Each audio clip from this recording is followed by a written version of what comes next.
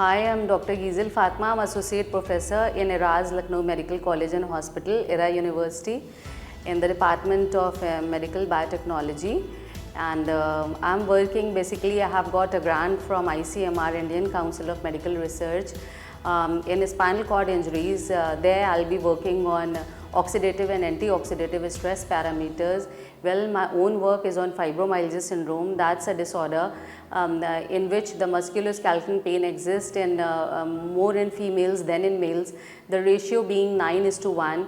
So I have investigated the chronobiological aberrations in patients with fibromyalgia syndrome. I worked on 2 different projects of Indian Council of Medical Research. I was the principal investigator in this project and also in Uttar Pradesh Council of Science and Technology.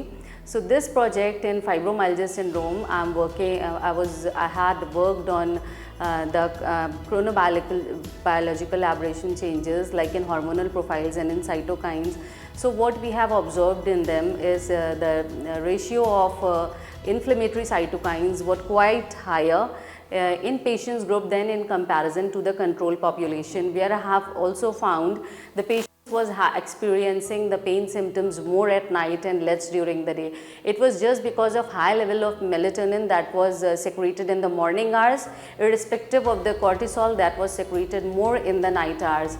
So I want to give a clear message to the patients, not to the patients, to the healthy individuals, that maintain your lifestyles, because if the lifestyle is maintained, then all these changes in the body could also be stopped and the patient can lead a healthy life, or normal individual can lead a healthy life, relax from all other diseases that will be catch the normal individuals in the later stages.